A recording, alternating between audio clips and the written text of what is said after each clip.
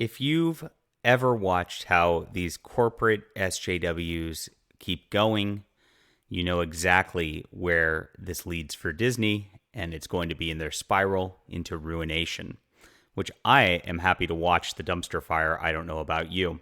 I've read this SJWs Always Lie multiple times, and this shows exactly the path of corporate wokeism and how it just destroys everything it touches all along the way.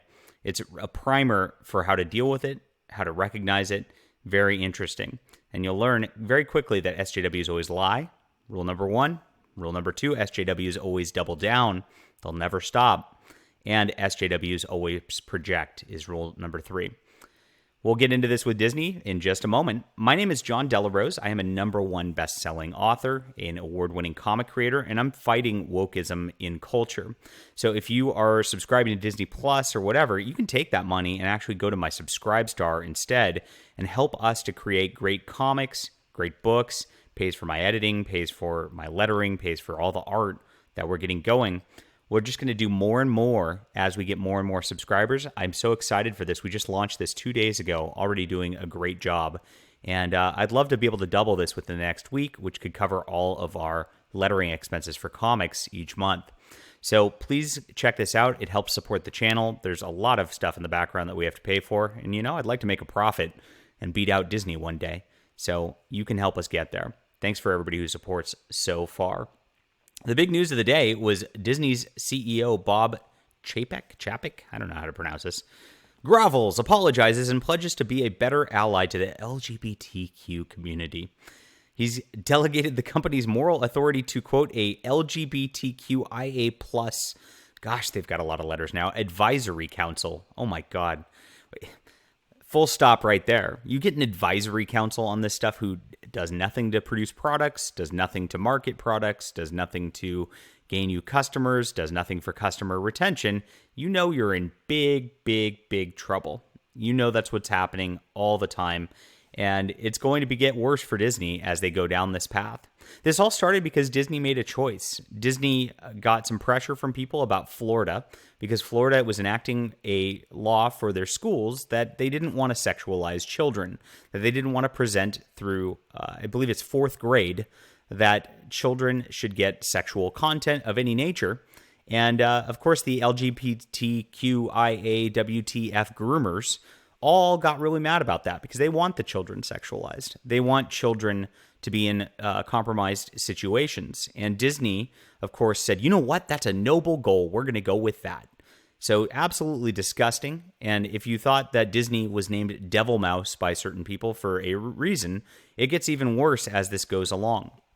So you see that this guy, Bob, has just been advised as whatever he's been doing, and he's just reading a corporate statement, and he's literally just going, it sounds like a robot, in which I pledge to be a better ally to the LGBTQ plus community. I apologize for not being the ally you needed me to be. I meant every word. I'm glad the company will hear from today's panel of LGBTQ employees by the voices I've heard over the last few weeks. And it goes on from there, and it is a crazy corporate nonsense statement. It's insane that they actually went in on this. They got a few people in Florida being pissed at Florida, which isn't anything to do with Disney. They actually doubled down and said they're going to be producing more content for children, with this weird sexualized content. And then they say they're going to go even further now. Even further. It's absolutely insane to think that this is happening. So on the other front, they're completely ignoring normal people here. If you look at this, there's a lot of people protesting Disney, saying boycott Disney, because they don't want their families subjected to this nonsense. They don't want their children subjected to this crap. Of course, the mainstream media is not going to report on this. They're not going to let everybody know that there's all this huge groups of people who are opposing this. So Disney, in their effort to appease the 3, 4, 5% of crazy people in the world who don't have money, don't consume products typically, are going to piss off 50% of the families that attend their theme parks, watch all their shows, go to their movies, etc.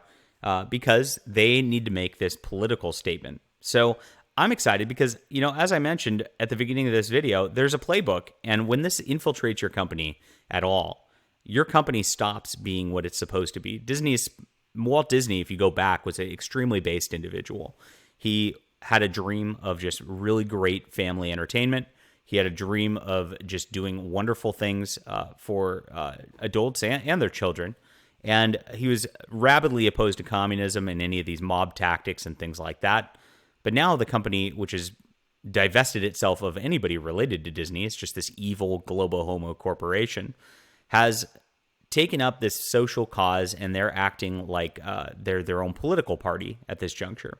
So we can expect it to go even further. When these companies do this, they stop even being what they ever intended to be. So they're a movie making, a theme park company, something for children and families. They're not going to be that anymore. They're just going to be political activists, and they're going to dump more and more money and more resources into this, and they're going to crash and burn. It's going to be fun to watch it happen, everybody, but you're going to need an alternative, as I mentioned at the beginning of this stream, so make sure to support those who don't hate you. Let me know what you think about this. Leave a comment down below. Hit that like and subscribe button. We'll be back soon.